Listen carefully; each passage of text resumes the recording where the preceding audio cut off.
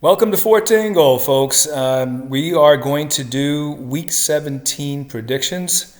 It looks like my predictions from Week 16 were only basically halfway done because I couldn't I couldn't go through the format. I couldn't get through the format in time, so I've decided we're going to do a quicker format, really just go quickly through it and give you the picks and just comment where I feel like I need to. We're nearing the end of the season, guys. We got 2 games left, and almost all the playoff spots are locked up as far as the NFC is concerned. There are 2 spots in the air. The AFC is a different story. The AFC, you got moving parts all over the place. Only one division is clinched, and that's by KC. They're probably going to end up with the number 1 seed again, which, by the way, going back a few weeks when we looked at how they were playing, the defense just bleeding points to their opponents. Who would have thought this? My God, it's really just a testament to how crazy the league can be, how incredibly exciting and wonderful and it can be. So you get such highs and lows. I mean, if you're a KC fan and you were looking at that defense a few weeks back, you'd have been like, oh my God, can we fix this? Personally, I had a lot of faith in Spagnuolo, so I was surprised that the defense was so horrible, but what a turnaround. Spagnuolo deserves a lot of credit. He figured out what to do and got it done.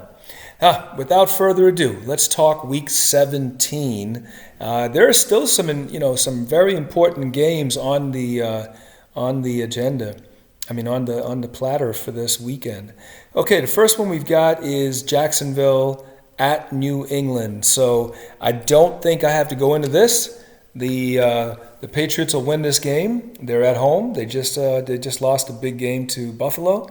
New England needs this game in the worst way. They don't want to slide further down the totem pole as far as the playoff positioning. I think they'll win this game, but it won't be as easy as I think people believe it'll be. I think the folks in Jacksonville, the team, is going to want to. I think they're going to want to play hard. I think there's pride in there, and maybe from an organizational standpoint, they want that first pick. But first pick, second pick, they've got their quarterback. What difference does it really make? I don't know. I haven't I haven't looked at the college ranks yet and done any kind of mocks to look at the draft. So I'm not really that up on who the biggest name is other than a quarterback. So. Yeah, I think it'll be an interesting game. Plus, I don't think New England's all that explosive, so I think it'll be a rather low-scoring game, right around, say, 24 points by New England, and I would say 17 Jacksonville. The next game up is the Rams traveling to the Baltimore Ravens. Now, that's going to be an interesting game simply because, well, first of all, I'm not sure what the report is on Lamar Jackson playing the game. That's number one. And number 2, the Baltimore team is a well-coached team. They're playing at home. They have a lot to play for. Okay, they don't want to find themselves outside of the playoffs. They've got a lot to play for. They're at home. They're playing against a tough opponent who also doesn't want to lose. They just got the division in their grasp. So, I can see this being a great game. They're not as good without Lamar Jackson, but they're not as good in the running game without Lamar Jackson. Passing-wise, they're better with Hundley than they are with Lamar. If you don't believe me, just watch the film. There's a reason why Huntley's being pursued now by teams, because he can throw. He's relatively sharp, and say what you want about Lamar. He's a great weapon, especially in the run game. But the reality is, he's not the best passer. He doesn't make the best decisions. I think Huntley makes better decisions and is a better passer. So This team is not going to be hurting as far as quarterback goes, no matter which one of them starts. So I think that Baltimore is going to give them quite a run. I'm also not sold yet on this Rams offense being all that it's cracked up to be. I'm still trying to figure out just how Cooper Rush is having the season that he's having. I don't know about you guys, but I played a lot of DB, and I don't know. I know guys that can can run great routes. I know guys that have speed. I know guys that are shifty, really slick runners. But Cooper Kupp is, I don't think, either of those three. I think he runs great routes. I think he's got good hands. I think he's got good speed. But I think a lot of it comes from him being intelligent, finding holes in zones. I think it comes from him having solid hands. I think it comes from the team scheming him open and also just looking to him a lot. He gets a lot of targets. So it's going to be very interesting. The Baltimore defense is a little banged up. They don't have their top cornerbacks, but they're a well-coached team. I could see Baltimore pulling off a win here. I think I'm going to go with Baltimore. Not with a lot of confidence, I'll be honest, but I think they're going to win the game. I think it's going to be a relatively low-scoring game. I'm going to say this game's 27-24, and that Baltimore wins.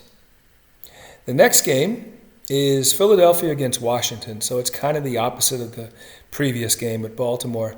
Look, Philadelphia is winning now. They've won, 6 of 8, something like that, and they've done it running the ball.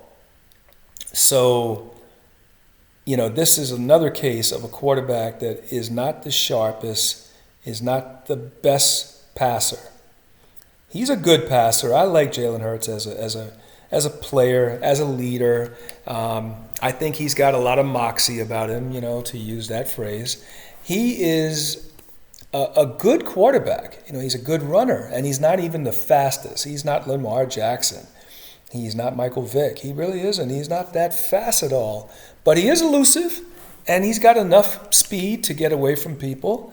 And he's going to be playing against a team, him and his running game and schemes that they come up with, they're going to be going against a Washington football team that probably, even though they don't have anything to play for as far as playoffs, they are probably going to play for pride.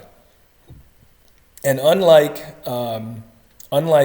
what the Eagles did for them last year, laying down and to let Washington win, I'm not so sure that the Washington team is going to do that for the Eagles. I don't think so.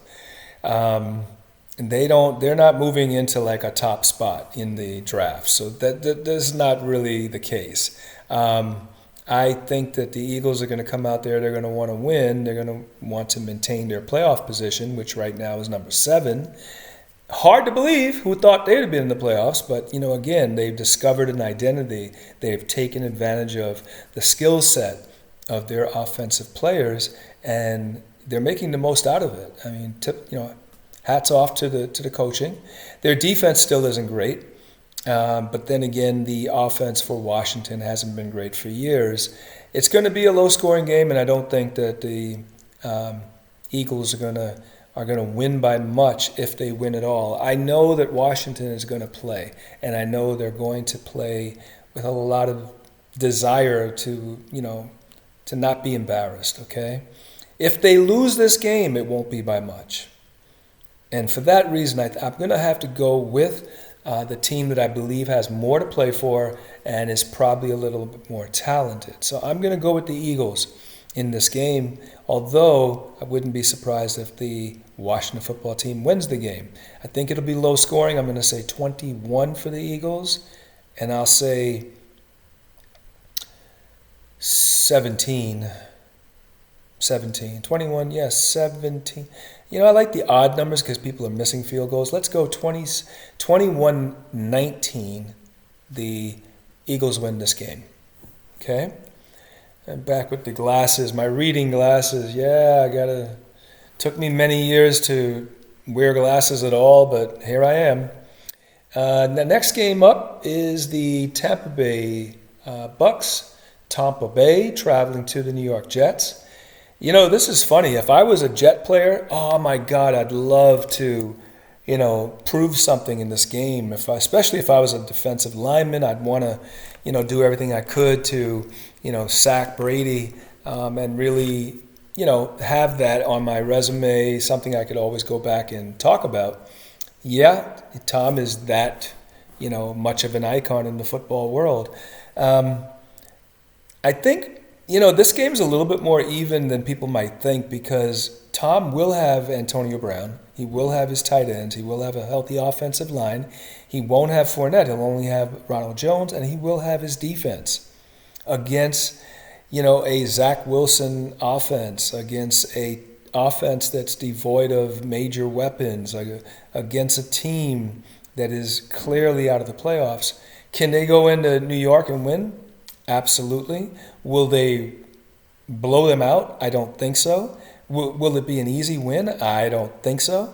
This Tampa team is not the team that people might think they are without weapons. They just aren't. I mean, you watch, I guarantee you that Tom Brady will struggle again because he doesn't have his usual complement of players. The only thing he's going to benefit from is the fact that they have the week to kind of get acquainted and set people up. And, this way Tom can go into this game knowing, hey, I'm going to throw the ball to AB a lot. I'm going to throw the ball to my tight ends a lot.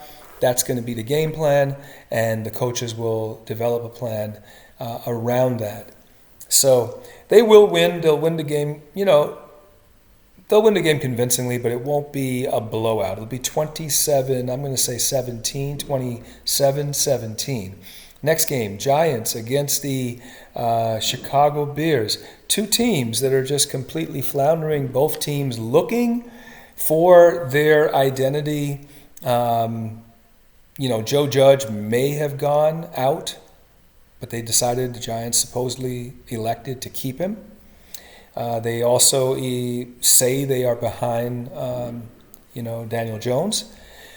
Excuse me. Meanwhile, Justin Fields was drafted. They're going to be behind him, of course, but I'm not so sure if they're going to keep Nagy around for another year. The defense isn't playing as good, and your defense can only do so much.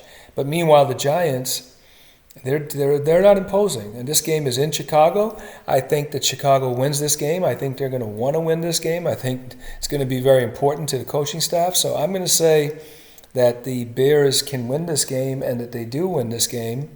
By the way, if they have to play with Jake Fromm did not look great. Although he looked good in the game before, when he against Dallas when he came in, I thought he looked pretty good. Of course, this was a bit of a prevent defense from the Cowboys, but yeah, not a great game to watch, not a great game to commentate on, but yeah, the Bears will win this game. It'll be a low-scoring game. I'm going to say 17 to 10. 17-10, the Bears win this game. Next game up is the Vegas Raiders against the Indianapolis Colts. These Colts are going to, and they're at home, but they are sans Carson Wentz. I don't think Carson Wentz can be playing in this game. If he's not playing in the game, they're going to be going with Erlinger. What do you call him again? Erlinger something? The Texas product, okay? So he's played pretty well. I think they can win with him. And at this point, with the attack that the Colts play with, the quarterback is kind of a game manager anyway. He's not called upon to do too much.